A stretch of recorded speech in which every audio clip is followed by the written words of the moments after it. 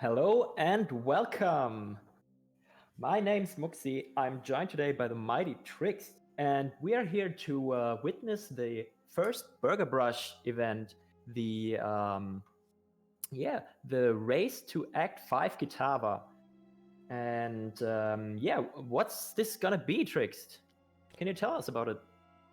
Yeah, this race is actually being sponsored by Logitech. We should get that out of the way right off the bat. So a big thank you to Logitech for sponsoring this race and providing us with G Pro wireless mice to give away for it. But this is simply going to be an Act 5 Kitava kill in solo self-found hardcore. So the fastest person to kill Kitava without dying is the victor. And the last race we actually witnessed was the large major one was in the Exile con, and it was a while ago. And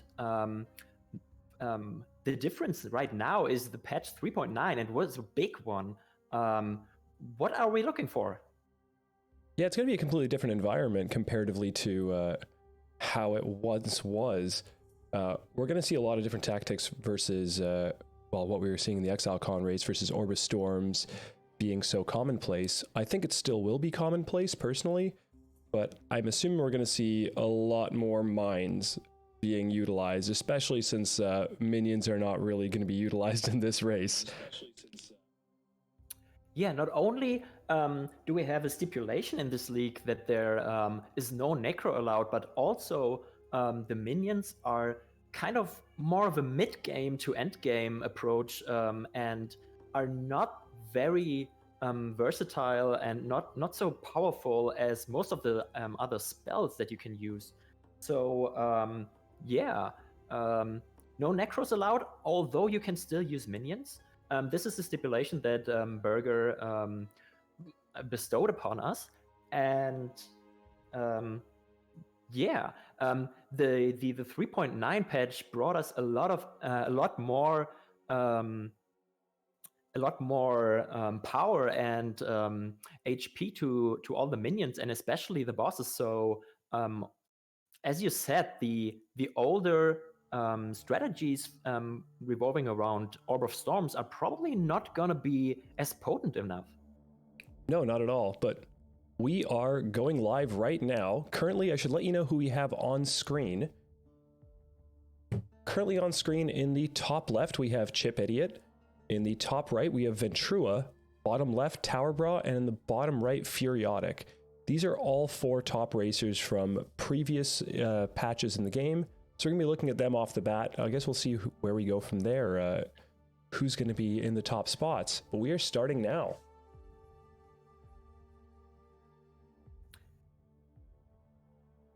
All right, and we are underway. All right, so as most of them are going straight for the Shadow, and one with the Scion. The Scion were probably just used for muling, am I right? Yeah, we're basically going to see Chip Idiot in the top left and Furiotic in the bottom right as the Scions to start off. They're likely going to be going Witch, which does not get Onslaught at the beginning after killing Hailrake. So we're likely seeing them just simply going to be muling over an Onslaught and then jumping on their Witch and getting going. Okay, and Ventrua Tower Bra already in the town, and you could already see that they are very, very fast and try to save as much time as possible with Chip Idiot as well. Just right after they entered the town, they locked off to save the time to from just running towards the vendors. And this is that kind of min-maxing that we're in here for. Yeah, currently we also see them, what they're doing in town also, one little neat trick is once they talk to the vendor, they're actually moving continually. They're engaging the vendor and then walking away, so they still have the vendor screen open. That way they're not missing any time in town as well. Yeah, and this is an incredibly hard trick to utilize, as it will basically require you to to click precisely on the frame that you that the vendor is going to open the site.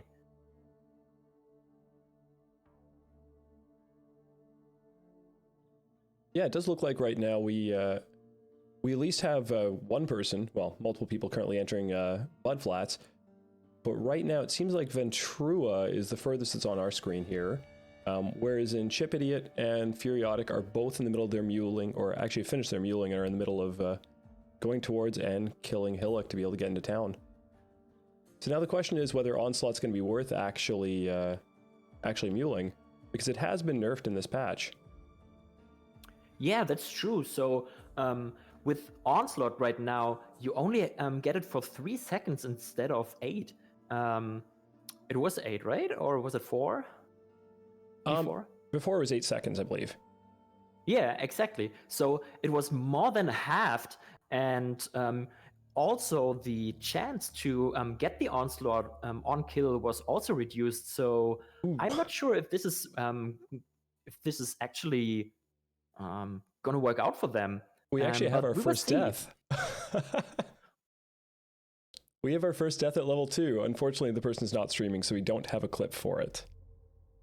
Yeah, so what we will do is we have a list of all the competitors who are streaming, and as we encounter some of the interesting stuff, we will be able to bring them to you as long as the competitors are streaming. And so we will I think we will get some clips, at least in the deaths category, because as you mentioned, this game got a lot harder with the 3.9 patch, and so maybe all the old strategies are not gonna take it anymore. Yeah, we might see a few new things. Ooh, right now actually we're seeing in the bottom left, really, really low on Hail Rake, and yeah, never mind, got Hail Rake down. No death there. Was hoping for a little bit of blood from Tower Bra there, but I think we're safe. Yeah, and as this is concerned, this is an SSF hardcore race, right? So if you die here, you have to run completely new with a new character, although they have their respective mule characters. But this is pretty brutal still, although I think as long as you die right here at the first few scenes in this campaign, you might be able to catch up, but as long as we go to Act 2 or even further, I think this is just game over, at least for this side of the prizes. Yeah, we saw it in the Exile Con race where Waggle actually died to Hillock, which was unheard of. And he ended up getting third in that race, but that's only at Hillock. Once you're basically at town, once you lose 2 minutes off of an hour and 5 minute race, there's really no hope coming back. Again, you never know, though. People in front of you might die. Who knows? But you're likely not going to step over the bodies to get that first place secured, right? Yeah.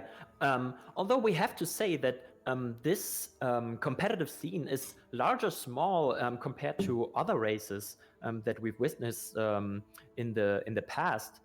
So we only have 100 competitors, and at least 2 or 3 of them are not playing. So we have a very small field today, but still, there are only 3 prizes up for grabs for the Act 5 Kitava kill, which are the Logitech G Pro wireless mouse for the first place, $20 for the second place, and the third place still getting a gifted sub to a channel that he or she chooses. And then we also have more prizes that we will discuss later on, but not for the Act 5 Kitava kill, which, when there are only 3 prizes up for grabs and you compete against at least 90 players, this is something on the line. Yeah, and with an Act 5 Kitava race also, it's also that little bit of pride that you get no matter what towards the end of it. Even if you, if you place in a position even outside the top 3 and you're in the top 5, that's pretty good to know that you're able to actually push to that timing, because Act 5 Kitava kind of shows a lot more skill, and at least in my opinion, than a lot of other races do. The first few acts really kind of determine your level of skill as a racer. Those are where people seem to lose time the most. Once everything's kind of established, you have all your links going and everything, then it's a little bit more smooth sailing because you can just continually map, continually push wherever it is. Whereas in the first few acts, you really see some of those little neat tricks to gain those extra milliseconds off of everything. Yeah, a lot of the skill that you mentioned, which you need for these first 5 acts, are so much micromanagement and also so many small decisions that you have to make just on the fly, because you need to adapt to everything that goes on, whether it be drops or whether it be you maybe mismanaging a bit of your leveling and thus being under-leveled for one or two areas. And so you have to adapt very, very fast to everything that the game throws at you.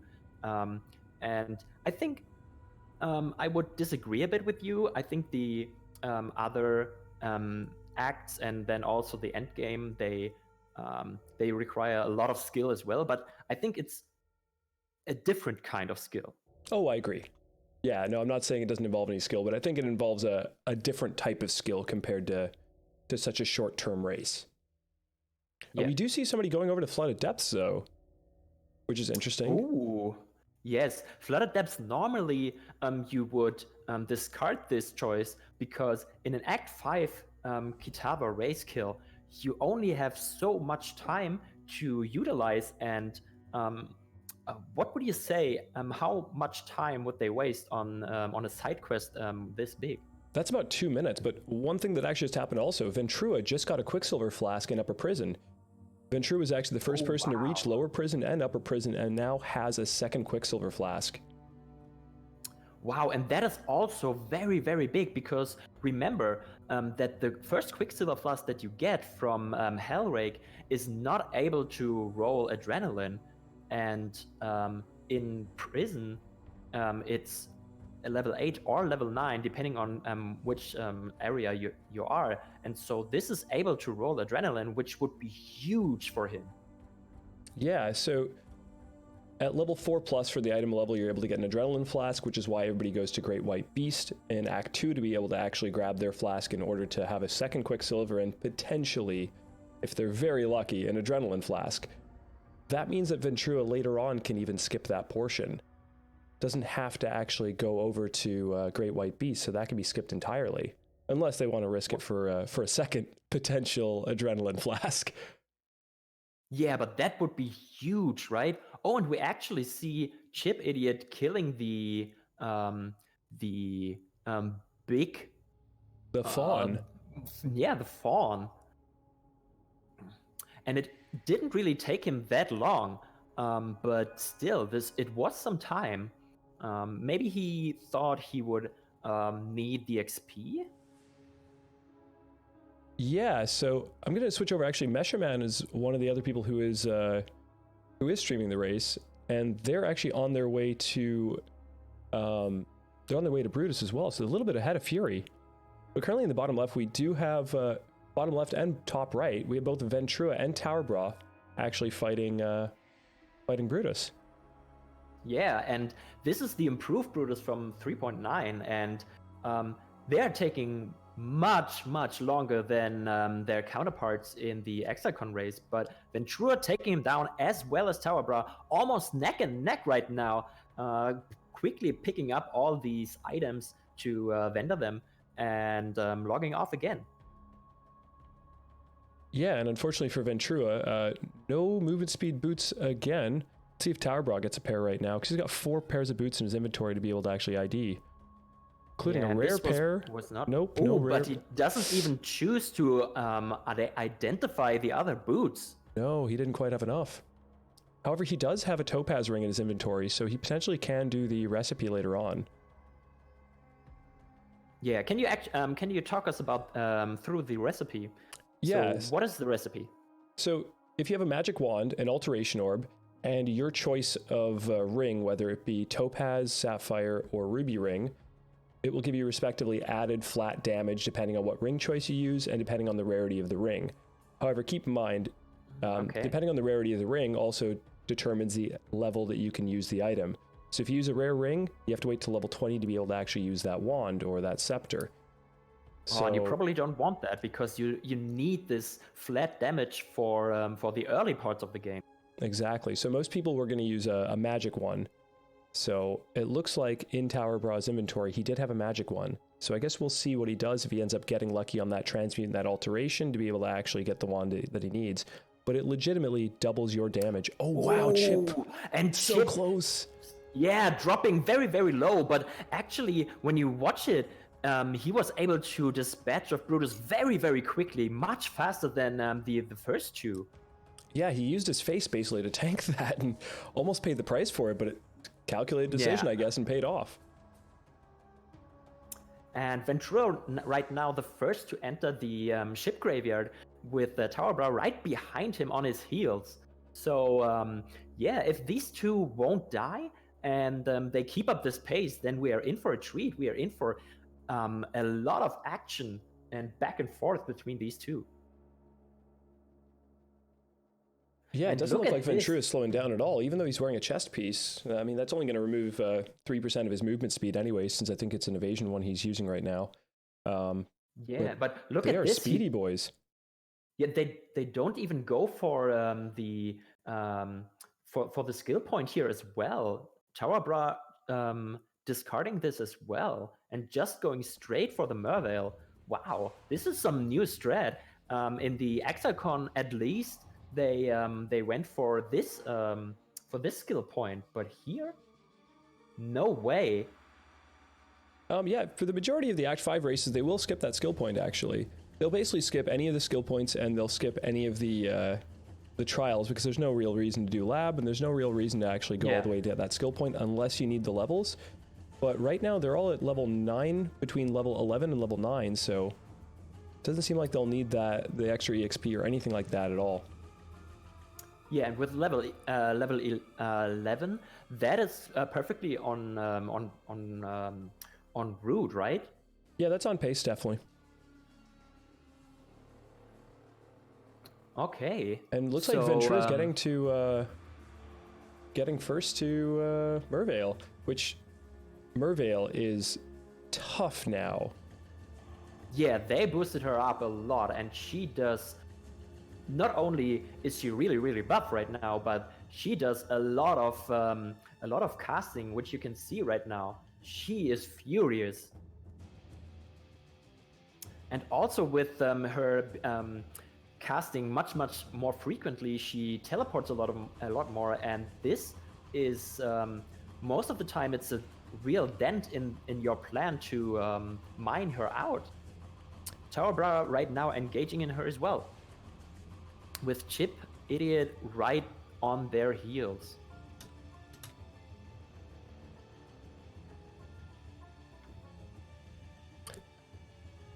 Yeah, currently, one interesting thing, Ventura had only one teleport scroll and is only using one life flask. I think Ventura is going back right now to grab another life flask, potentially, because I'm wondering how this kill is going to be. Actually, just grabbing arc mines. Going back in with one life flask. Let's see how this works.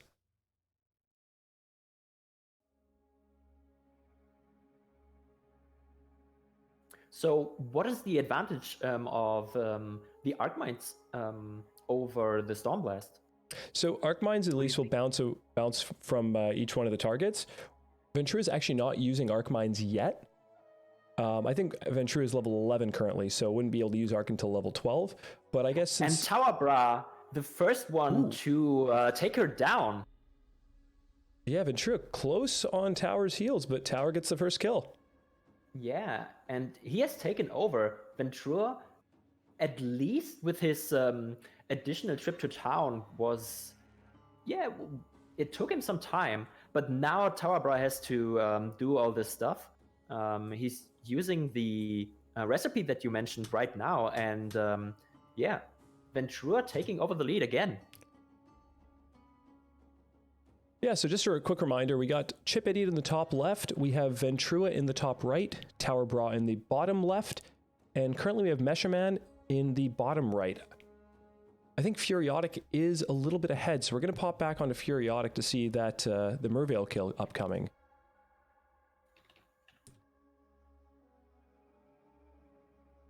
Never mind, Fury actually already took down Mervale. Wow, that must have been a really quick Mervale. Fury's actually neck and neck with Towerbra now. We got all 4 of the top guys that are streaming, at least, all in the same area, basically, at the same time. So this is exceptionally close. It is. And so... However, real quick, we do see Ventrua in the top right is going to skip that Great White Beast, because Ventrua does already have 2 flasks. Yeah. And so when you have 2 flasks, the third one is almost detrimental, right? I wouldn't say detrimental, but it's almost a waste of time to have to go there. But one thing also, Towerbra just in the bottom left got a topaz ring, a rare one in fact. He's got it equipped right now, but you might see him utilize it later on for that recipe we were talking about earlier. It completely depends on how good that ring actually is and what it provides to him. Yeah, I feel like either way though, he'll eventually outgrow it, right? Even if he gets a ring down the road, he can use that recipe past level 20, since we are going to have up to about 40-ish levels for the race. Well, yeah. Actually, we'll probably have up to about 35, 36 if Exile Con's any kind of indicator. Yeah, that's true, though we have to keep in mind that a lot has changed, as we already mentioned, and although Kitava probably hasn't changed that big, all the other obstacles that are in the way have been buffed, and so I'm really curious if we are gonna see the same results as we did in ExileCon, or did we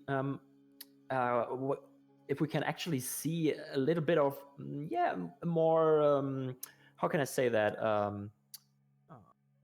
responsible leveling. Fair point. That's, I think, a decent way to call it. Also, both Towerbra and Ventrua hitting level 14 at about the same time, but we did have 2 deaths. 2 deaths, both in the top, well, number 11 and number 9, both at the same time. And I'm going to see, actually, I believe our support staff, which, by the way, thank you so much to Kanishi for being our support staff. Haven't mentioned him quite yet, but big thank you. He's going to be getting us a clip, hopefully soon, of one of those deaths, if that person was streaming. Yeah, and of course we will review it for you if we get the chance to it. And yeah, right now not that much going on. All of our top races are in the Chamber of Secrets and the Chamber of Sins. And been reading Harry Potter a bit. I heard there was no escape from the Chamber of Secrets, so that will be quite bad. But Ventrua actually picking up a Chaos Orb. What is your stance on Chaos Orbs? Is there actually a use for them in this Fury race? Getting so low. Fury nearly... Oh, okay, Fury's fine. Yeah. Chaos Orbs, they're a little bit null and void. I mean, if you end up having an alchemy that you utilize on something and it just turns out didn't go too well, you can always throw a Chaos at it, especially if that's your 4-link. But they aren't too instrumental. I have just been informed that unfortunately neither of those 2 are streaming, or do we have permission for them to restream, either one of the 2. But we won't be able to see those clips, unfortunately. Also, one neat thing that I was just informed as well, we have somebody currently on Duelist, and that was, at the time, number 3, playing Frostblades. Ooh, that would be quite neat to actually watch. They are not streaming, unfortunately, but I'd love to see that. Yeah. And yeah, we will still keep an eye on that in the ladder. And Yeah, so Ventura and Chip both a little bit behind, still not in the Western Forest, and you can see that all of them were taking Einhar with them to have a little bit of more power. Yeah, one thing, tip for everybody who is leveling on their first time going through a new league. When you enter into the riverways, talk to Einhar right away. He'll be at the door waiting for you, and oh my god, does he do a lot of damage. And we do have a clip actually up for Furiotic's near death to Fetalitis. So let's quickly have a look at that. Let's get rid of the music there, but he went down to right there, 30 HP. So that was a close one, a very close one. Yeah, this guy does not fuck around. Especially if you don't have that much lightning resistance, because you're right at the start of the campaign, right? And so if you don't have a lot of resistances, then he hurts a lot. Oh yeah, he's not fun. Oh, but look at this, Ventura and Chip Idiot both catching up to the other two guys, and all of them are right now at the Weaver. Yeah, we have a race for first to kill Weaver, and looks like Tower Bra in the bottom left is the first to succeed. Furiotic very quick behind though too, gets that kill. And keep in mind, Furiotic, both Furiotic and Chip Idiot, so bottom right and top left respectively, are both on Witch, so they did have an extra minute of muling. Yes, exactly. And also they are now able to utilize the Onslaught, which could mean that they still have a leg over the other two guys. I think what we're going to see later on in the race, though, is the single target damage is likely going to start, I guess, weaning off for the people who went Witch, versus the Shadows are going to be switching over to Pyroclast Mine later on, most likely, and their single target damage is going to be obscenely good. So, and wow, what a quick Kraton kill from Tower Bra. Wow. I blinked and it was already gone. Also, we just saw Ventura in the top right actually do that recipe. Let's see what wand he had gotten. So he just got the level 8 version, so that's he just used a white topaz. He didn't use a magic or rare. He actually used a recipe before that to create the topaz ring out of an iron ring. So chaining the recipes together, and Chip Idiot quickly dispatching of Kraton as well. And wow, Tower Bra already at Oak and already defeating him, so he can go on. Yeah, we're likely going to see Tower Bra and most of the competitors, we're likely going to see them take Alira, because there's no point in spending the extra minute fighting Alira. Along with that 15 extra all-res is huge, plus the mana regeneration is great too. I don't think we're going to see anybody venture into crit, though. No, that's probably not the case, but yeah, as you said, these are two main reasons to actually not fight her, right? It was first that it will take you time, and then also the 2 points that you would get from Eramir are merely any better than the things that you would get from Alira in the first place. Yeah, this was kind of the strategy before, that almost every single build would take Alira at the beginning of the league just to get that extra resist up, especially in hardcore. Yeah. Otherwise, nowadays it seems like, oh, Chip with the acceleration shrine. Yeah, now he can catch up a bit. Yeah, now it seems that a lot of things, seeing as minions are extremely popular, that killing all seem to be an equally utilized choice, I guess. Yeah, and you have to keep in mind, for all of you, our viewers, there are additional prizes up for grabs. Not only are there prizes for the Act 5 Kitava kill for the first 3 of them, but also at the end of the league, which will last 10 days, it will be additional 3 prizes. They will be very similar to the prizes that the Kitava killers will get, but it will be based on the highest XP gained. So if you are at level 98 and you are barely below the first place, you're still in second place, so no level determined, but the experience gained. And so these players have to make a choice, basically, right, to balance both of these races. The first one being very, very quick, very, very short-minded, to reach Kitava as fast as possible, but also you actually want to be viable for the end game. And sometimes these two don't really correlate with each other. Yeah, and sorry, real quick, I just got an update actually from Burger. The prizes have changed slightly due to community funding. So first place for the Act 5 portion of the race will be a Logitech G Pro Wireless. The second place will be $30, which is a $10 increase from prior. And the third place will still be a gifted sub. However, for the week's race for highest DXP at the end of the week, the top prize is now $75 and a Logitech G Pro Wireless, $45, which is a $15 increase for second place. And the third place will still be a gifted sub to any Twitch channel of your choice.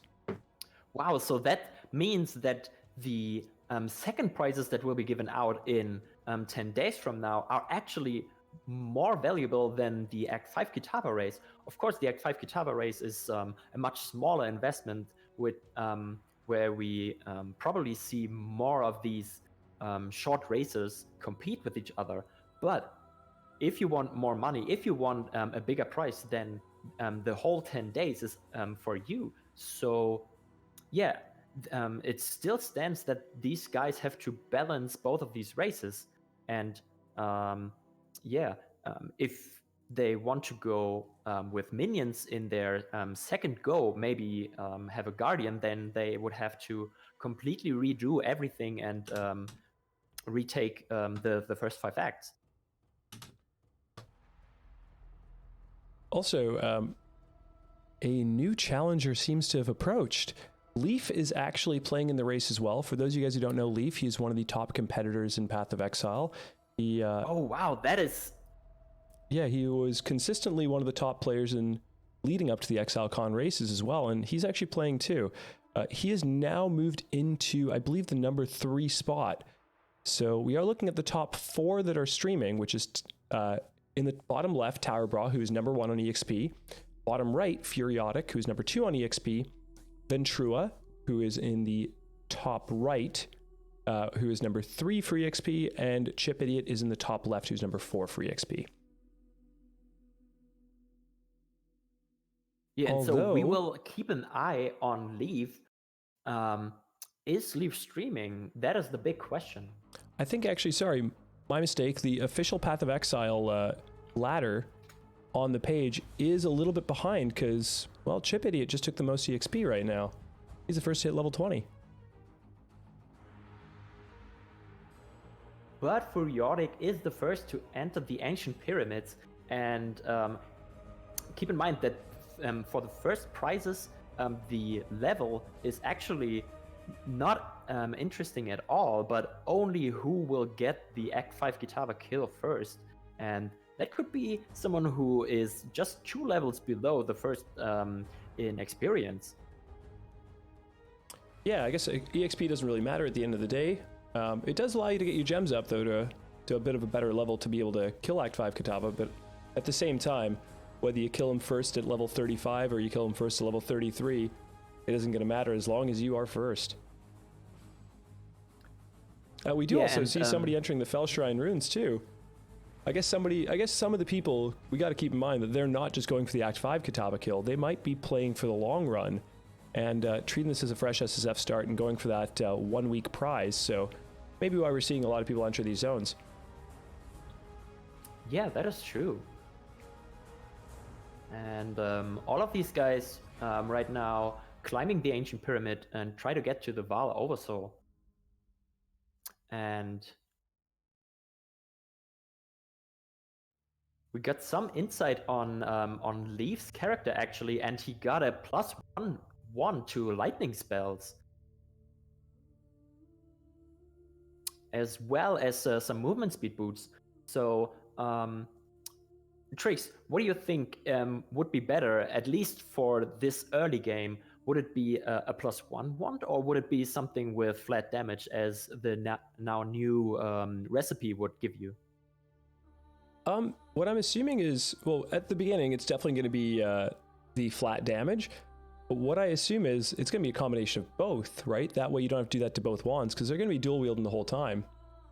Yes, they will be, as this is probably just the quickest way that you can actually level through, especially with the dual nodes that will grant you with cooldown recovery speed for your Flame Dash. Yeah, Dark Arts is, once that node got put in place, it actually kind of changed the atmosphere for racing. You can then spam your skills or your movement skills a lot more. But it's basically the best racing node in the game now. We do see Furiotic is the first person to enter City of Sarn, though. But Chip Idiot entering almost at the same time. Yeah, they're both neck and neck. And Ventura right now just fighting the as it was possible and also very common for players to basically one-shot the Oversoul and not allowing him to submerge before this patch. Right now, I think it's almost impossible because he is so buffed up. Yeah, the resistance change made things very, very different. Yeah, but Ventura still no problem. He still has this Chaos Orb that he picked up and vendoring some stuff.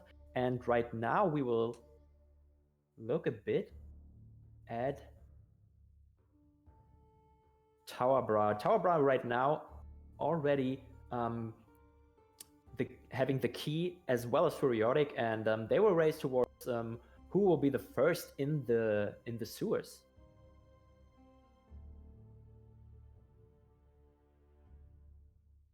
Although Furiotic still not having the key.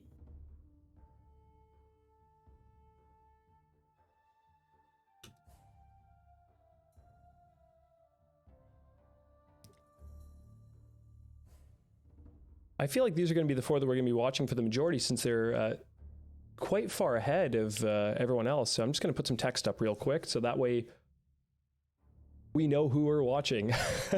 Makes it a little bit easier that way for everyone who's watching the stream at home. Yeah, that makes sense.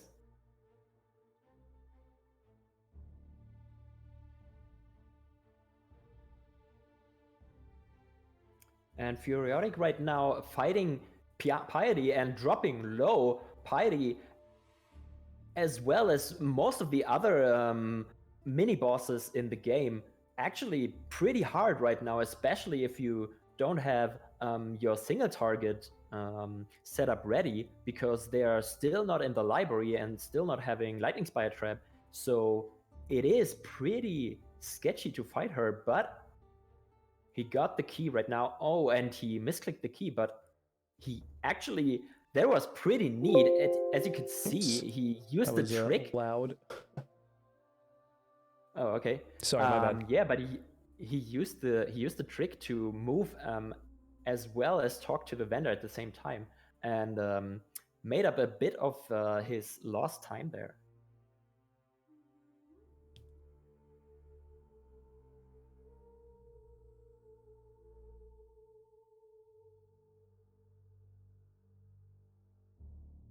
And Tower Bra right now at Piety as well, dropping not quite low. He actually has it pretty well managed, and Piety teleporting away.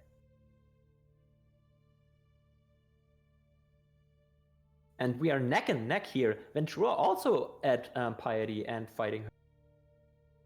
He seems to be very much in control.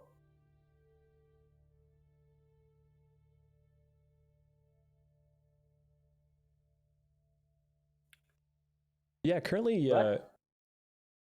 it seems like everyone is almost at this like a similar pace to the ExileCon races, at least for the qualifiers. The Exile Con race itself saw obscenely quick timing from Ty23 and Havoc. Well, all four of them had obscenely quick times. But we are seeing the difference between these patches between 3.8 and 3.9. Things are naturally slowing down a little bit, but honestly, less than I thought it would be.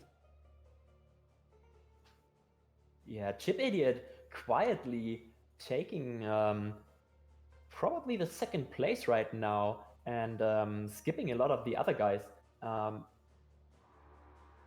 And speaking of skipping, he picked up the smoke mine and did some neat tricks with them already. And we will keep an eye out for that when we enter the fourth act, where there are actually really important skips to be done. Yeah, smoke mines. Basically, the reason why smoke mine's so amazing is because it shares the same cooldown as your charges do for Flame Dash. However, it allows you, to utilize your smoke mine followed by your Flame Dash to basically catapult you way further than you'd get with just using either one of those respectively. So basically, Flame Dash has no cast time when you use it for the first time. It basically has an internal cooldown on its cast time. So by using your smoke mine followed by your Flame Dash, you're not really being affected by either one's internal cooldowns. Yeah, you actually reset them, right? When you use them. Yeah, to an extent. You still aren't able to bypass the charges that you need for each of them, but at least you're bypassing the internal cooldown, if that makes sense. Yeah. Yeah, and also, as the smoke mine gives you some movement speed as well, you could argue that it's not a lot and it actually got nerfed in this patch, but still it is some movement speed, and every single point matters, as we saw in the Exile race where Ty actually removed his body armor just to get a little bit of more percentage that way.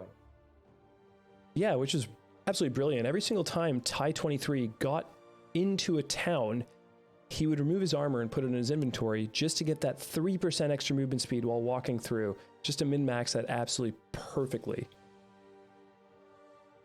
Yeah, where most of the time people would say that now they are in town and now they could relax a little bit, right? But not for Ty23. Oh no, that man has no chill.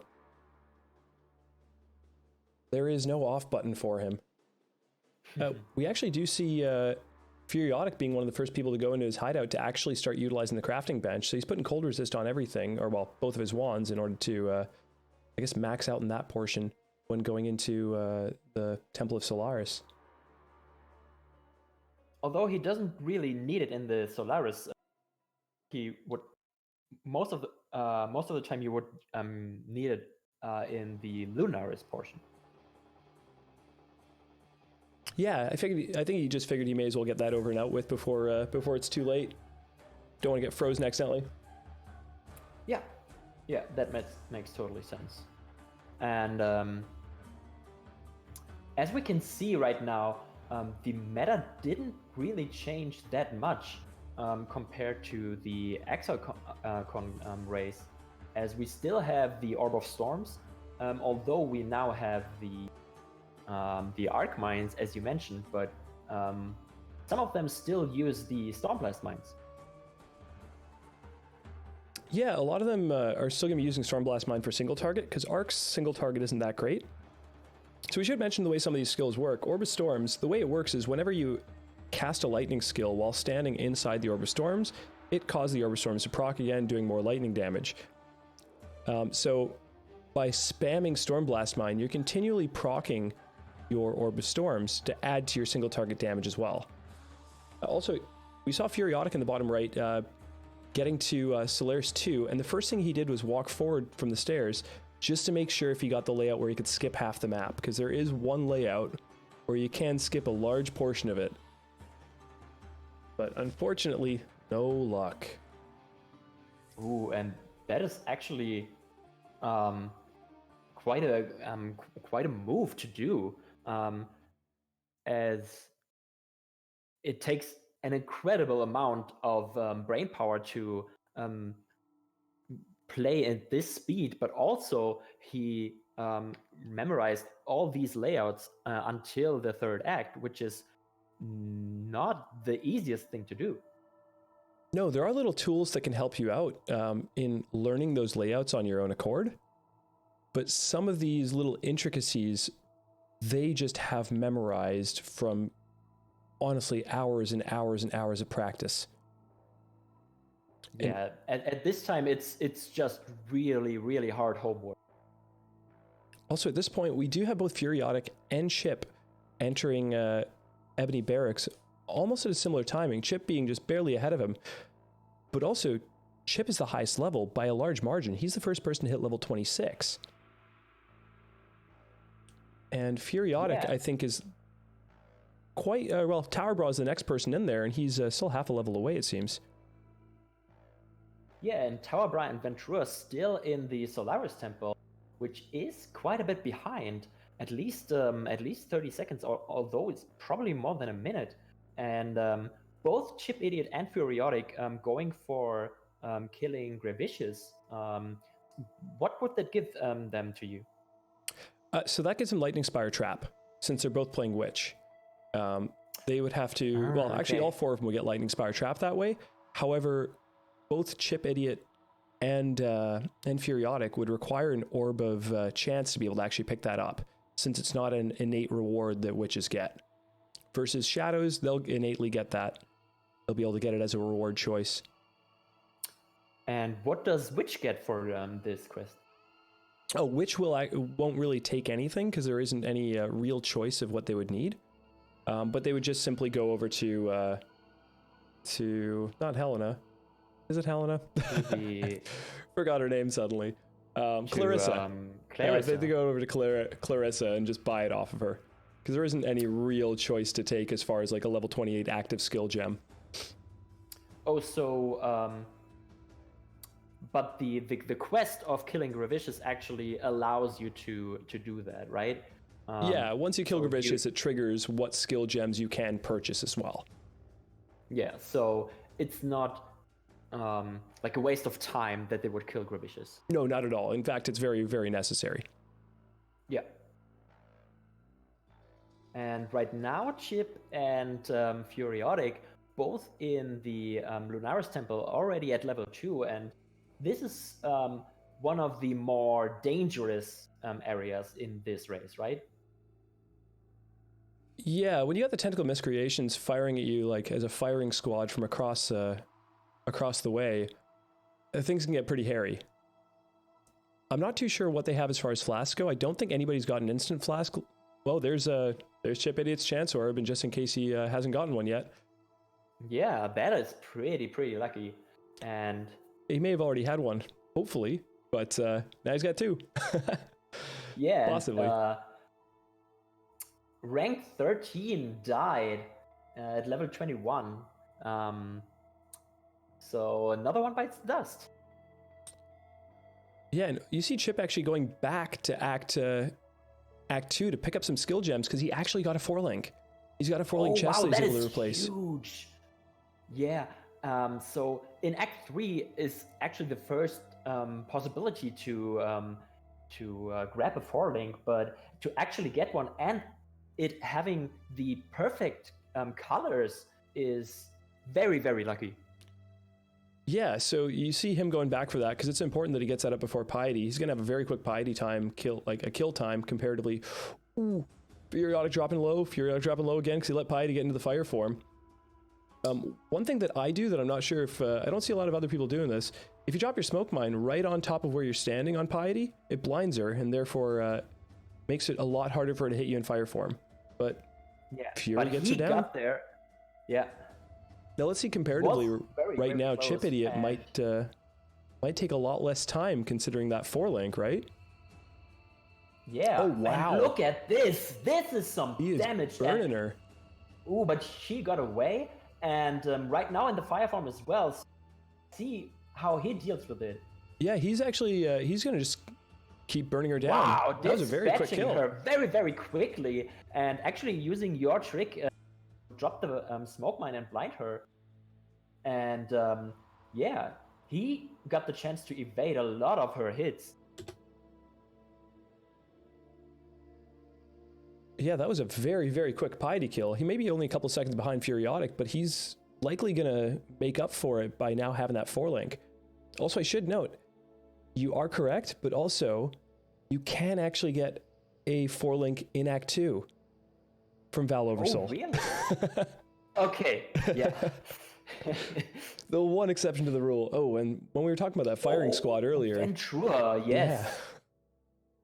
Taking a beating. Yeah, these guys, you have to be really, really cautious. Especially if you, well, Ventura has a little bit of energy shield, and that prevents him at least for 50% of the time to get stunned. But especially with these guys having so low life, yeah, you can get stun locked by these immediately when you get hit.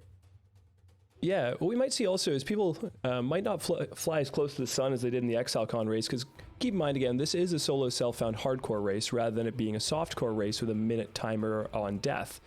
So yes. In ExileCon, we did see people with about 700 HP killing Act 5 Kitava, versus now Ventura they might not already risk. Almost, yeah, Ventura right now almost at 700 already, although Furiotic's still at 500, and Chip 100 playing it in the middle with 600. So yeah, you are right. We probably will see Kitava with I would say like 850. Possibly, yeah, depending on what they get, I guess, if people get lucky. So keep in mind also, comparatively to some of the other races that GGG has put on specifically, we are not able to put on a race that is a fixed seed. And what a fixed seed would mean is that everybody would get the same layout. However, we are unfortunately not able to do that. So layouts will take a toll, possibly, depending on whether some of these people will get lucky or not. But by the time they get in Act 4, the layouts are a little bit more staple and won't quite matter as much as the early layouts here. So now that we've established a bit of a core top 5, unless there's a death, we're likely going to see these people being in that area the whole way. Yeah, and it will be a neck and neck race. So Ventura right now is just getting to Piety, though. Yeah. And okay, did not let Piety get ice form. That would have been scary. Yeah, so there are multiple strategies actually, where you would either target herself or the targeted location with her lightning ward. Yeah, it also depends on what nodes you have, because a lot of people, we won't really target where she's going to, because when she lightning warps, she does deal damage, and if you drop your mines all on that spot, she'll teleport and kill him. But if you're going Saboteur, then potentially by this point, depending on what route you're going, you might already have clever construction. But Furiotic, first person to get to Dominus by a good stretch actually. Chip's still one floor away. Yeah, as well as Towerbrow, who is on their heels, and Furiotic dispatching the ads of Dominus quite nicely and not taking a lot of damage. Yeah, just if there's no touch of God on him, he'll be perfectly fine, it seems. And Chip actually has to take a second to stop and recolor his boots. Hopefully he gets lucky on... didn't quite get what he was looking for. But should also note, Chip has Einhar with him. Yeah, that is actually huge. Do you know what determines whether Einhar is in the Scepter of God or not? Oh, it's just a simple... when you walk into the zone, there's a chance for Einhar to spawn or for you to get a bestiary or a bestiary mission. So he got lucky with that. But Towerbra is also on Dominus as well, and they're both about a few seconds away from each other. Towerbra already taking down the first trio, working on the Temple trio, or the Val trio second. But Chip is putting out so much damage compared to either of them. Oh, Furiotic dropping really low too. Yeah, Chip's falling right now really showing. Wow, he did so much damage there. Yeah, Furiotic dispatching Dominus and going on and try to rush as fast as possible through the aqueducts. Yeah, it's really interesting. Actually having to sneak a bit and trying to dodge some of these missiles from Dominus. And you can actually see Chip Idiot trying to have a conversation with Furiotic while being in the race, although he has a little bit of downtime between the two Dominus forms. Though I highly doubt that Furiotic will be able to ride back. No, it doesn't seem so, but we have been watching Chip this whole time, and if you watch his screen, he is lagging pretty badly. But yeah. Wow, that was a quick Dominus kill. Yeah, well, he dealt around 50% of the damage and then reset all of his abilities and his flasks with a TP scroll and then went back. Yeah, exactly. So when you leave and come on back, you actually reset all of your cooldowns, including your Flame Dash, but more importantly, your Lightning Spire trap, since you only have 3 of those. Yeah, and these deal the most part of your single target damage. And Fury actually responds to Chip saying, "And you're still faster than me." It's good to see a little bit of banter between the racers. And for the most part, like a lot of the racers are friends, like good friends. They're usually pretty happy to see each other, basically see each other and push each other to get better timings. But one thing to note, Chip's damage comparatively to Tower Bra, when Tower Bra is a miner, he's going to be increasing his damage quite a lot shortly if he does end up switching over to Pyroclast Mine. But Chip's damage, he got to Dominus after Tower Bra by about 15-20 seconds, and he actually beat him as far as the Dominus kill goes. Impressive. So his damage is really good right now. We'll see if that keeps up for the next 2 acts, but right now it's looking really good for him. And it also is very, very important to note that he is a witch compared to Tower Bra. So he was able to get to Dark Arts much, much quicker than Tower Bra, who I'm not sure if he actually got there. And Tower Bra getting a falling from a vendor. Nice. And those are the right colors for him too. Yes. So it was perfect. Although, yeah, you wouldn't actually use Onslaught, right? So you would only need 1 green. Yeah, so he's probably going to use his single target setup for the 4-link, and then his 3-link's going to be his clearing. Because for Orbit Storms, you don't really need much else besides a 3-link. It's really nice to have a 4-link, but a 3-link does you just fine. Whereas in your single target damage, every single one extra gem you're going to put in there gives you at least 35 to 45% more damage. Really important to just give those bosses down.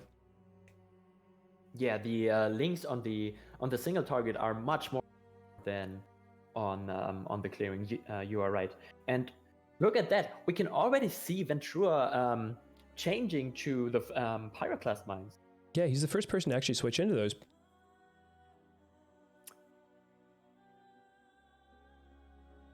And it looks like Chip's actually taken the lead here. He's in mines too. Compared to Furiotic, he's just ahead of him. Working his way through that. Look at this. He actually got the exclamation mark on the minimap, but chooses not to go for the extra skill point, although it would only take him about 10 seconds. Yeah. Oh, wow. His chip dropped really low there. Yeah, I think there was a little bit of stun there involved, canceling his flame dash. Yeah, he tried to drop the Orb of Storms there, but didn't get lucky enough to get a freeze proc or anything, so they just tore into him for a brief moment. But as for the people who are going going Shadow Start, they're actually going towards the damage nodes rather than going all the way across to go towards Dark Art. So naturally, Witch is going to be a little bit faster. But again, the single target damage is where I feel the Witch falls off, which neither of them are showing any signs of slowing down in their single target.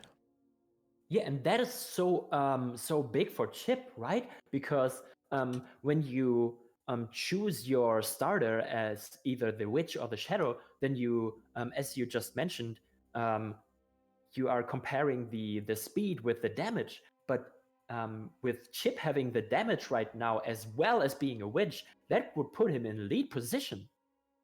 And actually, he just finished off the Dark Arts cluster. He did not have it before. He didn't have the left-hand side, which gave him 3% movement speed. So we're going to see him increase further on that movement speed and probably increase his time from here in a little bit. Yeah. Now the question is, who's going to get lucky enough to get an instant flask, or even, well, probably not an adrenaline, because most of the racers these days don't use their alterations to try and roll adrenaline. Most of them will use it to, ooh, Chip dropping really low again. It's getting scary. But they'll use it to get that instant flask, which is for those situations. Yeah, and we have to know that Chip actually has the most amount of life out of all of our 4 top competitors. And yeah, it really shows that it's pretty important to actually have these amounts of, because yeah, he would have been dead otherwise. Yeah, again, if he gets that instant flask, he's in really good shape. But fingers crossed that he does, or, well, that someone does. And Chip first in the Grand Arena, just like a millisecond before Furiotic. Yeah, and the time it took me to breathe, both of them had entered at this, like, within a second. So, geez, these are fast boys. Yeah, Chip just now reaching level 32, and we actually see him just going straight for the end boss here, for Deresso, rather than switching to Comb, which would give him a little bit of more effective experience. Yeah, so instead of getting that extra loading screen, seeing as if you go from so when you go to Deresso's Dream, it's 1 level lower than the Grand Arena. A lot of people, what they would do is go from the Grand Arena waypoint directly over to Comb. That way they're maximizing the amount of EXP that they're getting in an area. However, they're fighting for load screens at this point, so that 1 extra loading screen, I guess, didn't really matter to them. And really interesting, we see Ventura go back. Furiotic dropping very, very low. And Chip very, very competent dispatching of Deresso, but Furiotic again dropping low, and again he is playing with fire, although Deresso's more of a cold person, but he's playing with fire and Deresso's playing with ice. Yes, and that was not 1 close call, but actually 3 close calls. Yeah, these floating knives and swords were paying a heavy toll on him. I think Ventura has decided to not continue pushing just for the first Act 5 Kitava kill. I think Ventura is going back for all the skill points. It looks like he's going to be switching over to play for the long haul. He went back for Flooded Depths just now, and just went back for the Act 2 skill point as well. And now he's going for Ship Graveyard. For the Ship Graveyard, yeah. So maybe he saw that Chip and Furiotic, as well as Towerbra, were quite ahead of him, and just, yeah, didn't think that they would die or that he could surpass them, and maybe gave up. Yeah, I think what we'll do then is, if he's not pushing for that spot, let's go to the next person, see if we can get somebody else on the screen here. It looks like Keldorn's in spot 4 actually now. He's actually past Ventrua since Ventrua went back for those points. Let's see if we can get Keldorn on screen. And also getting ahead of Leaf as well.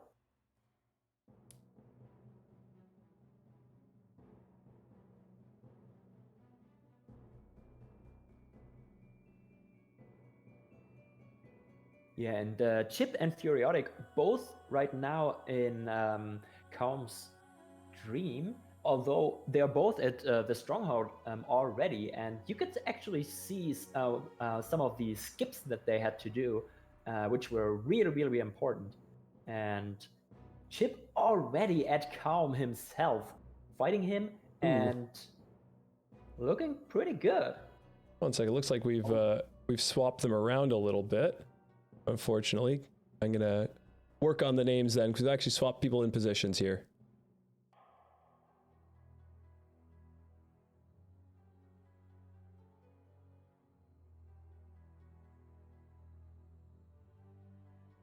As I tinker around with this and fail miserably.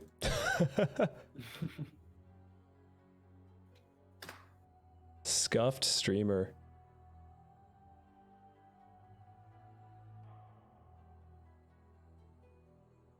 Yes, we got Tower Bra in here.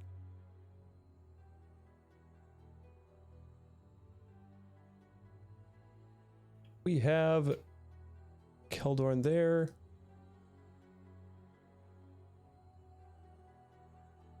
And let's move that right over there.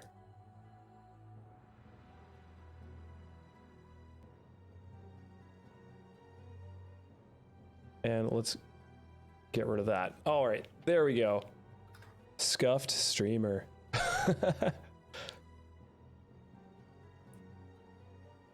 So now we're gonna have Chip Idiot in the top left, Tower Bra in the top right, Furiotic in the bottom left, and Keldorn, who we've now replaced Ventrua with, in the bottom right. Yeah, and Keldorn right now at the mercy of Duresso's swords, dropping a bit low as well, but keeping an eye on everything. And right now he's in the last phase, and yeah, looking good. And it looks like I've misspelled Keldorn. I missed the D. Uh-oh. Somebody's gonna clip that. And we do have actually Furiotic's clip of him nearly dying on Duresso here, so let's pull that up and have a look-see real quick.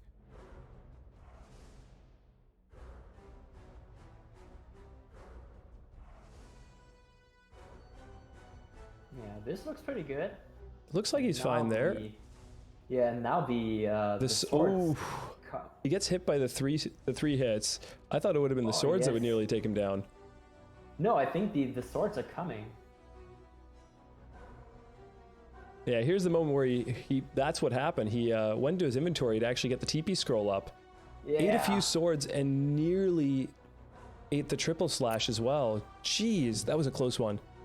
That would have been a bad way to end it. Yeah, and look at this Chip Idiot right now at, I must say, piety in the belly of the beast is one of the scariest things that you can actually face in the momentary leveling part of the game. Yeah, in my opinion, I think piety in belly of the beast is, as you said, it's the hardest. It is the hardest fight. Ooh, Chip lagging a little bit. Hopefully, if he's gonna die, it better not be to lag. And he did it. Yeah. Ooh. And look at this, Furiotic on his heels. Oh, and dropping low. Oh, and he doesn't have an Oh, he died! Oh, and Furiotic's down at rank 2. Oh, yeah. Ah. Just as we're talking about how deadly piety is, Furiotic him not down. Having an instant flask. Oh, and he actually lost sight of Piety, so he didn't know that she was going for the beam. And that would actually kill him, because that was quick as hell, and he couldn't react to that quickly. So again, Kanishi being the the awesome support staff that he is right now is working on that clip for us. We should have that in just a moment. In the meantime... Yeah, but right now, Keldorn fighting Piety as well. Yeah, we do have Keldorn. Oh, but I think he has an instant flask, and that is huge. Oh, he does. That is big. And Furiotic has gone offline. Go figure after that. I think he was just on for the race specifically. So let's see who else we can get in on this. Yeah, Keldorn dispatching Piety, very, very good. And trying to catch up to Chip. We do have... Let's see, is Rayon... Rayon is not streaming. We do have Meshaman, who we can replace. And who is actually right now in the 6th place, right Hinter Ventura, so we could do that.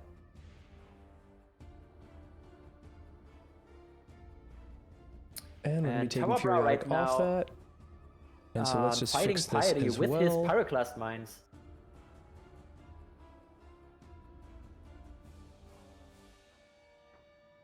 Still having to dodge the beam and fighting the eyes as well in the same time. So Pyroclast mines do a good job of that as well. And Chip right now at Malachi.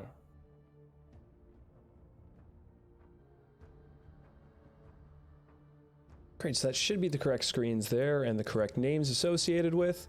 We do see somebody actually going for Aspirant's Plaza. I guess, again, they are going for the long run rather than just pushing for that Act 5 kill.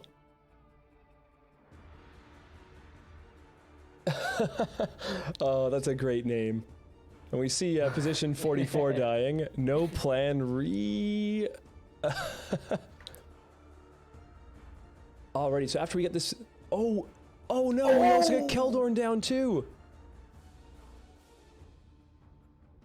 Keldorn dying to Malagaro. Yeah, this chaos damage, although we are still in the first part, no minus resistance on the chaos resistance, but it can still pack a punch. Yeah, we actually do have the rip clip up for we will have the one for Keldorn up in just a quick moment. We do have Furiotic's rip clip up. We're going to go on check that out right after we see the finish from Chip killing right? Killing Malachi.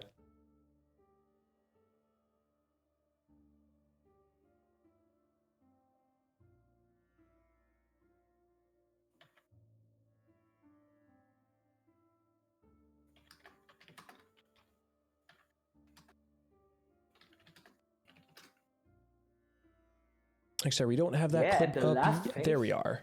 Perfect.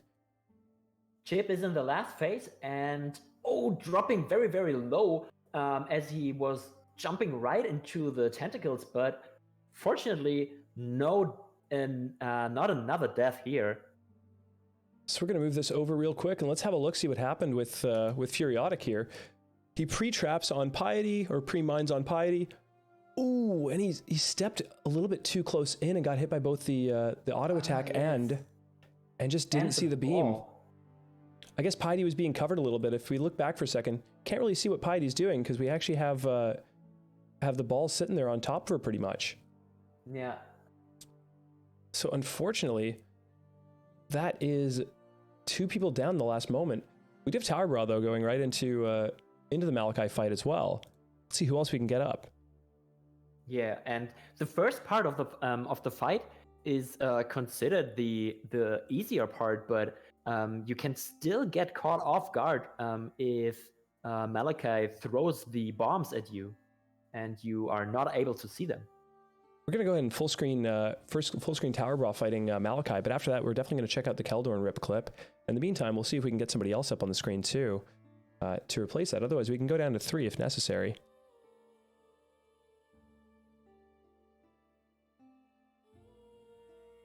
Actually, we could go back to Ventura that may adjust his strategy now that 2 of his top competitors are gone right now.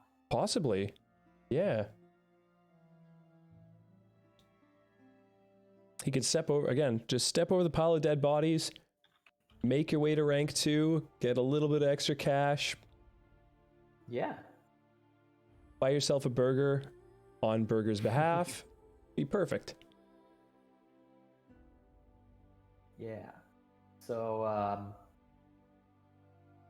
not that much really going on with Tower. Really quickly dispatching the hearts, and now he's in the last phase again. And yeah. Yeah, that was nice and easy for him.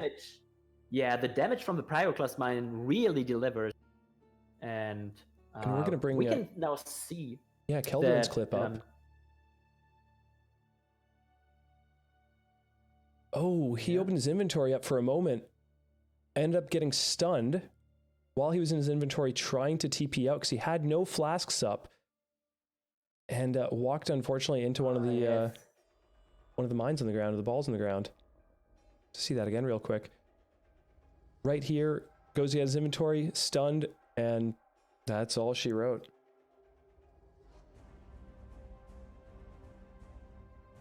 Yes, we will get Ventrue up again in this. Yeah, and I bet that Ventura right now is kicking himself for giving up that fast, because right now he is behind Measure and he has to pull himself right back into the game for him being able to compete for these prizes, because Chip is on his very, very safe and fast way to get the first prize, and Tawabra, not that much behind him. I would say like 2 minutes. Yeah, he's got a couple of minutes right now on Tower Bra, but at least he doesn't have to go at breakneck pace, and can possibly, he's not trying to set a world record or anything, guarantee himself that prize. Yeah, so what Chip has basically what Chip has to do is just secure that he is very, very safe in these last couple of areas, because these are very, very dangerous. Remember that right now we are in the Templar Courts, and the Templars all have the ability to create proximity shields, and it's very dangerous to progress here. And one thing to note also, Ventrue may be behind Mesherman as far as progression goes, but he actually is ahead in EXP. Yes, and he also got all the skill points, right? So he is much safer than Mesherman actually is, and you can see that in this life pool, because he got more than 150 more than Mesherman, almost 200 more, and that is a big deal when we are talking 700 or 800 life. Yeah, and I did talk to Mesherman last night, actually. His goal for the race was top 3. See if he can hang on with Ventrue following up on him now. Let's see if Ventrue's going to do the skip or not. Actually, there's no skip available in that zone, unfortunately. So Ventrue didn't get the right layout for that. Yeah, and Tawabra actually dropping low at the Guardian of Zeal, or Justicar.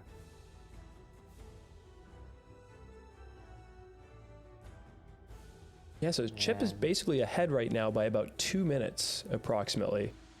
So that should be very comfortable for Chip to maybe even try and get an extra level or 2. He is level 37, though, so he's 6 levels below the zone.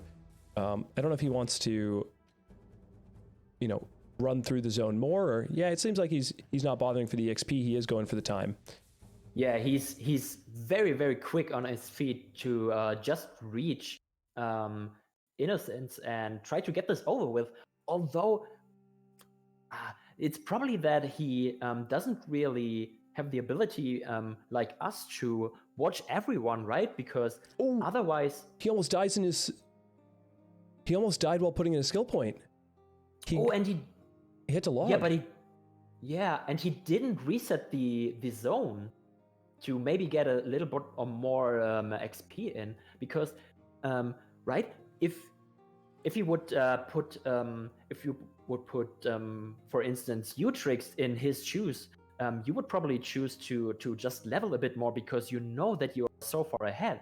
But Chip maybe doesn't know that, and so he thinks that the other competitors, especially Tower Bra, are on his heels, neck and neck, and that's why he chooses to basically just rush through this game and try to finish this off. I think it's also that not just simply he doesn't realize that he's so far ahead. I think he also is aware of how his single target damage is comparatively to Tower Bra's, and so I think he believes that every second counts, possibly. Yeah, exactly.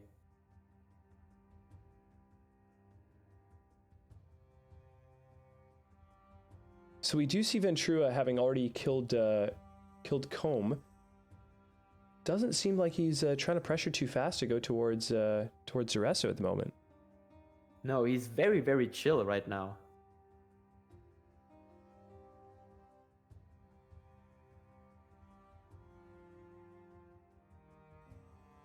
And Chip right now at the second stage of the second Innocence, and this looks a bit better than before, with Tower Bra just now in the Chamber of Innocence. So Chip really has a lead on him, and if nothing too crazy happens, then he will keep the lead on that. Yeah, we do have him now in second phase on Innocence, where Tower Bra is just about to enter the Innocence fight. So Chip isn't as ahead as we feel that he was. Well, I guess from that logout. Yeah, but still, these fights are taking their time, especially with Innocence, his 5 immunity phases, and I feel like Chip really has it in the bags as long as nothing too crazy happens. Yeah, barring he doesn't get a Kitava punch to the face, I think he's in pretty darn good shape. But it does look like Ventrua is now has decided not to try and chase, and he's going for his respect points, his skill points, and going right now towards the trial in Act 2. That is such a shame. I feel like he would have had a real good shot. Even now, just trying to chase Meshaman. Yeah, currently though, there is he is still ahead in levels actually to Meshaman, but we also still do have Leaf pushing, who is not online. So Mesha is actually in position number 6 right now, versus the people who are alive. He's in position number 4 approximately, so he might not be in top 3 at the moment. Yeah, and keep in mind that there are still second prizes for the ones who are the highest levels and the highest XP when the league ends. So yeah, probably Ventrua is just fighting this fight, and yeah, as we said, giving up on the Kitava fight and just trying to set himself up for the big finish in 10 days and trying to win this prize. Yeah, Ventrua is really known for, he's an extremely good racer when it comes to, I shouldn't say short races, but 24-hour races. For the first 24 hours, Ventrua is constantly known as being one of the top racers. He's done quite tower dropping really low. Oh, and there he is with this little skip that it's really hard to do, and you could actually see him trying multiple times before actually getting there, because there are just so many pixels that you can actually target. It's just a few, and yeah, that costs him a little bit of time. So yeah, I don't. There's no way that he will be able to catch up to Chip Idiot, who is already at the Cathedral rooftop. And just closing in at Kitava, and you can see that he's very anxious to get to Kitava because he is rushing through this zone and not caring at all, just killing the minimal amount of monsters to keep up his Quicksilver Flask. Yeah, at this level, he's currently level 38. He's 7 levels below the zone. He's getting a major XP penalty, so there's no real point in him killing unless he just needs his flasks up. But here's the moment of truth, because, well, he definitely has the damage for the Kitava portion, but let's see how his damage fares on the heart portion, because that's the really rippy time during the Kitava fight. Kitava's ads just hit like an absolute truck. So let's go ahead and full screen on that. This could be a photo finish. Chip lagging a lot, though. Still able to dodge the attacks, though. He's getting quite a bit of lag. Yeah, he probably is much used to this lag by now, as get the lag almost all the time, and he probably adapted his playstyle even to this kind of lag. Yeah, if you watch carefully, he's one of the few people who play on predictive mode, and you can see him hitting his out of sync macro quite often. He's one of the few remaining players that has to play on predictive compared to how players used to be. Everyone had to play on predictive back in the day, right? Oh, and he dies! Oh my god! He came in during the animation. That's the moment for Talabra! Yes! Oh, that was probably because of his leg. Oh my god, this is the moment for Talabra! Wow. He's at the cathedral rooftop. Oh my god! Guess we are focusing in on Tower. Wow. Chip came in after the animation was in midair, not quite finished, and yeah, the shockwave got him. Let's go ahead and have a look-see real quick. So he is taking a lot of damage, goes into his teleport. As he's coming back out, wow, that was a lag-related death. The motion was already there. Yeah. It didn't actually happen yet, and he already got killed by it. Wow, that was really unfortunate. Oh, and just now, Talabra actually engaging with Kitava, so let's go ahead and that real quick, and let's see if we can have our first place after Chip just got demolished.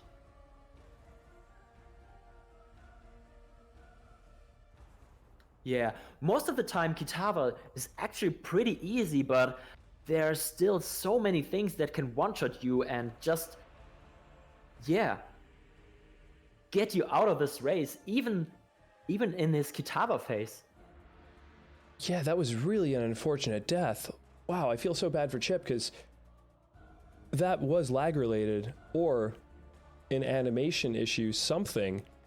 Because that attack had not landed yet. He was clearly going to dodge it, and he was already dead by the time that happened. Yeah. Wow, and look at this. The Pyroclast mines deliver, and they are so much damage. And is this already the last phase? I think it is. And look at this. We got a winner. Talabra in the first place. An hour 25. As far as we know, probably. Yes.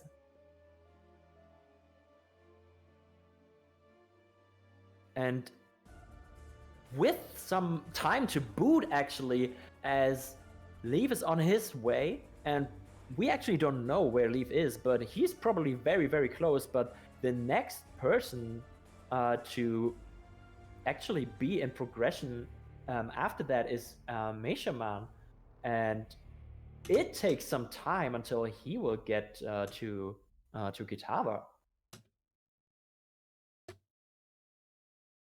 Towerbra is the winner, so congratulations to Towerbra on the G Pro wireless mouse. And let's see again, how much did he make additionally?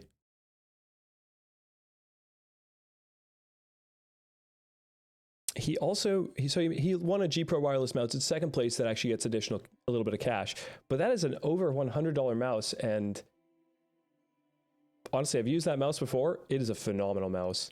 Not to shill for for a product, but it's a really good mouse. Yeah, and in this place, thanks again for Logitech for providing us with these prizes and for being the sponsor of this race. And yeah, we can see actually Taubra looking over the death of Chip, and let's just focus on Meshaman here, because he is probably the only real contender, although Ventura right now is pushing real hard, as he was probably just realizing that, yeah, he had a real shot in this race and probably still has.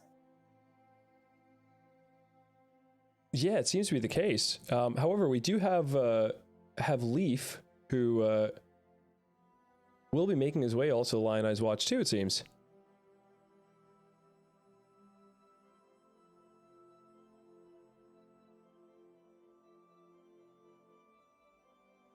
Yeah, so as Leaf is entering Lion Eyes Watch, that means that we probably have our second winner in Leaf. And right now we are watching just for the third place.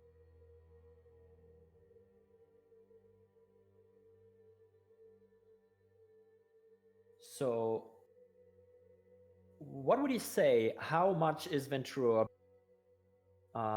So he's in belly of the beast, so he has to fight the trio as well.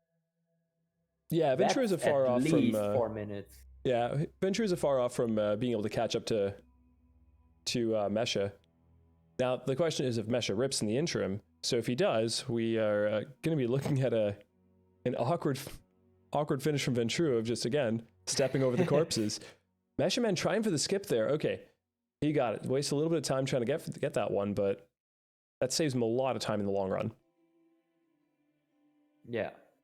And actually, what we can't see because they are not streaming, but the next person after Ventura is the Frostblade's character. So if Meshaman and Ventura actually rip, then we could have a Frostblade's winner, as Ventura is just about to engage with Piety, and right now it seems pretty nice. And Ventura already has switched to the Pyroclast Mines, so in damage it should be a smooth sail. Yeah, I'm also being informed by Kanishi, our support here, that he actually did lab as well. He is a gladiator now, and he's transitioned into Bladestorm. Okay, so that took him probably some time, and that's why he's a bit behind progression, but I don't think it should really factor in that much, as he needs to bank on Meshaman and Ventura to die to be able to actually get ahead of them. And that's why we'll probably just keep an eye on Meshaman right now, as you can see him full screen right now. And he's still on... No, he probably has Pyroclast Mines as his single target, right? And then clearing with the Arc? Yeah, currently it's on his bar in the middle slot there, so he will be clearing with Arc and then using Pyroclast Mine to boss with. Yeah, okay. I think also though, Rayon is, since he isn't streaming and since he did go for lab and did all that, it's clear that he wasn't going for the Act 5 Kitava finish, but he possibly could have. If he had tried to push for it, he may have actually been able to make a top 3 spot. Yeah. And so we still don't have actual confirmation from Leaf, but it really looks like he actually got the second place, which is not that surprising for me. No, Leaf has been one of the top racers for like consistency for ages. So now I'm really hoping that Mesha doesn't have an unfortunate death here, because as I mentioned yesterday when I spoke to him, he did say he's really aiming for that top 3 finish, and I'd love to see him get it. Yeah, and it looks like he's good on track. He's got 835 life and some energy shield to boot. And how would you rate that in comparison to other races or other situations when we are looking at, almost close as possible to the Kitava fight? Well, the thing is, he's actually severely underleveled comparatively to some of the other people that were in the race. He's level 35 right now. Oh, or 36. He just hit 36.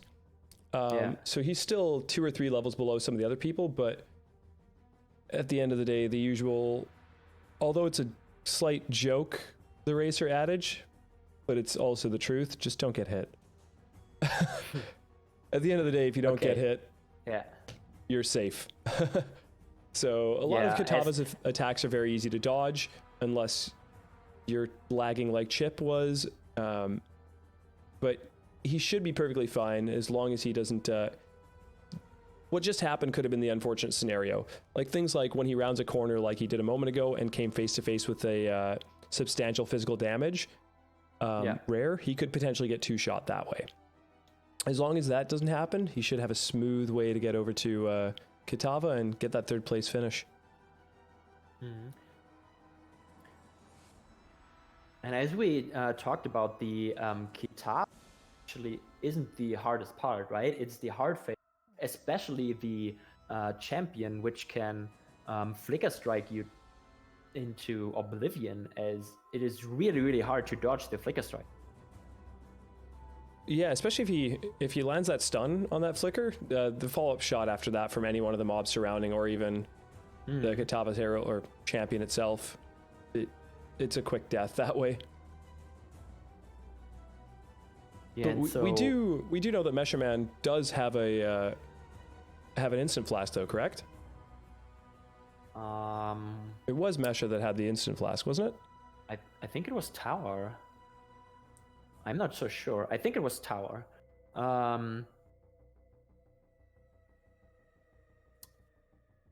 He doesn't have an instant, but he does have a panic flask. So if he goes down below 25% and hits that flask, he does actually get back to basically full life at this point.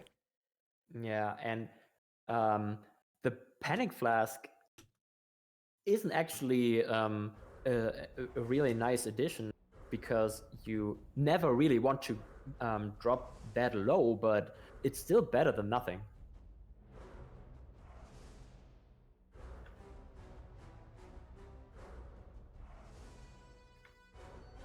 And we still don't have confirmation from Leaf quite yet. He is the 2nd highest level though, but unfortunately we don't know if he's entered Lion Eyes again. Yeah, and I can imagine that if he actually follows the stream, or if he pays close attention to his rivals, then he will take his time.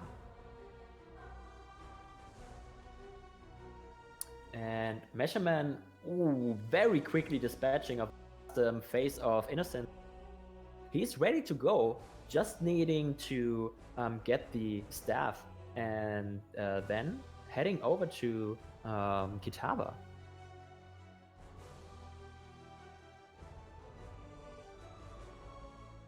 Yeah, so if we don't get any confirmation from Leaf on that, we may even have a 2nd place finisher that we're looking at right now. Yes, indeed. And that skip that you mentioned earlier, by the way, it looks like Mesha actually chose to skip the skip. Although, oh no, he's going back for it. Oh no, there it is. Go. And he did it on the first try, so that's pretty impressive. As this is one of the hardest skips that you can actually do. And in the background, Towerbra actually leveling his 2nd character, so it looks like he is competing in the 2nd prizes, 2nd race to the highest level. Yeah, and Leaf actually just hit a level 41, so he's in Oriath Square right now. We do have confirmation on that. So he's moving his way towards Kitava, possibly. Or well, Oriath Square, not Ruin Square? He's actually... Wow, so... We have confirmation that he's actually behind. He has just entered the Templar Courts. So maybe he wasn't pushing for a 2nd place finish, and Mesha Man might be able to beat him to it. Yeah, that is very surprising because Leaf is known, as you said, as a very, very and one of the actual competitors in the Exile con race before he declined the invite.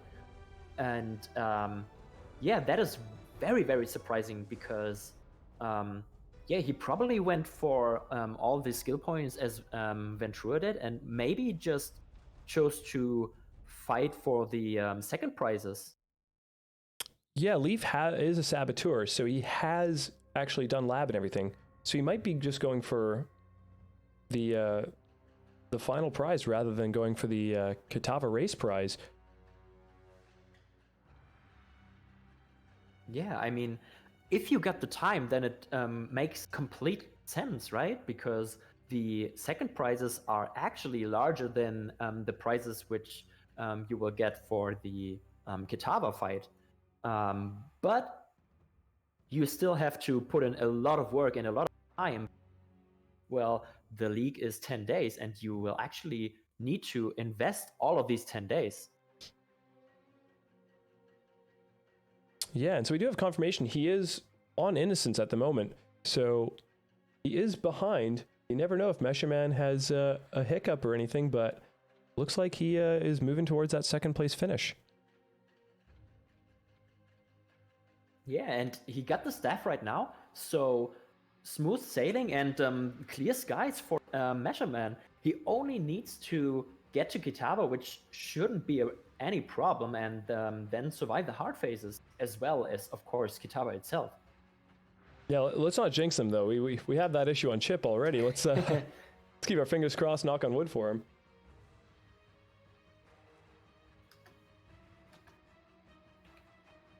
And potentially, we also still do have Ventura that might be able to secure a third place finish, possibly. I think he stopped streaming for some reason, but I'm not sure. I will check in a bit.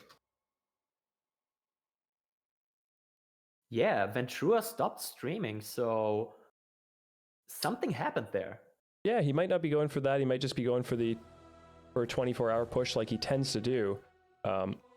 So for those of you guys who don't know some of these racers, Ventura is, as I mentioned earlier, known for very well pushing when it comes to 24 hours or even towards 100.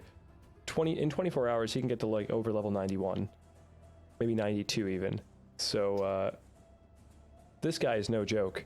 One of the top races in the world. So you never know if he decides to just do that off stream. Yeah, but the format as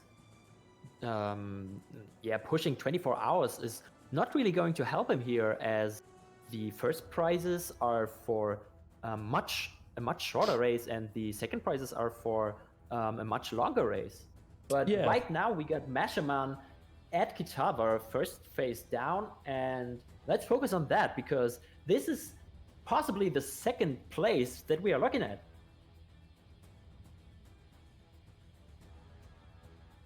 So he easily has the DPS for the main Kitava phases. So let's see the first heart phase coming up. You shouldn't have too much issue with DPS on this either, though. Yeah, as he is having the Pyroclast mines, and that was very, very quick. Yeah, he is on a 4-link, so he doesn't seem to be having any trouble with the damage at all. Yeah, and look at this. A shot this here. Fast as Sonic, the Hedgehog. And last hard phase, and going down in an instant. And last Kitava phase, and this should be no problem. And we're looking at the second place as long as he doesn't get hit. And there it is. It is Meshaman. Congratulations to you. And the second place, and also the $20 prize. 30. It's been increased by 10. We did have some crowdfunding come into the event, and all right, congratulations again. And Leaf still not there, still behind. And yeah, as we are looking at almost no one streaming right now, and having no competitors to look at, I would say that this is a wrap for us. Yeah, so before we end, just really want to big shout out. If you guys do end up enjoying the racing scene, please make sure to support the racers, as a lot of them do stream. We already have a few of them on there that we have been featuring, but please pop by, give them the well-deserved congratulations. Thank you again to Berger for putting on this race. This was done by Bergerbrush. You are on his channel. Great Path of Exile streamer, and has taken a keen interest in racing. So thank you to him for doing that, along with getting the sponsor of Logitech to actually sponsor this race. Otherwise, for the people behind the scenes, thank you again so much to Kanishi for being our support staff, and a really big shout out and thank you to Brittleknee. Without her, this stream would have had a few issues. She actually was the one who organized the stream, organized the casters, and did everything on that portion of it. So big shout out to her as well. Again, my name is Trixt. I got Muxie with me. Anything else you want to add to that? Actually, where can they find you? Do you stream as well? No, I don't stream yet. I may plan on doing that in the future, but for right now, I'm just resurfacing for shoutcasting these races. And viewers, if you want to watch more of these races, if you enjoy this scene, then yeah, not only, as Trix mentioned, support the races, but also just give us feedback. Give us feedback in the forums, and give feedback to GGG, as they announced that they would support the racing scene, but we haven't seen anything yet. And of course, they're taking their time with setting all this up. But yeah, just all feedbacks are appreciated. And yeah, thanks again for watching. Yeah, again, if you want to catch Berger, you know where to find him. This is his stream. He does stream quite often. He's a Path of Exile player as well. If you want to catch my stream, you know where to find me probably. And Brittleknee, you know where to catch her as well. So thank you so much for watching, guys. We're going to be going back over to Berger. He's going to be streaming, I believe, right after this race. Yes, he is.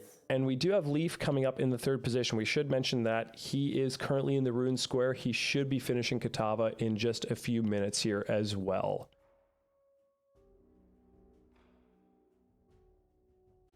Yeah, with that being said, thanks for watching, and see you hopefully at the next race. Goodbye.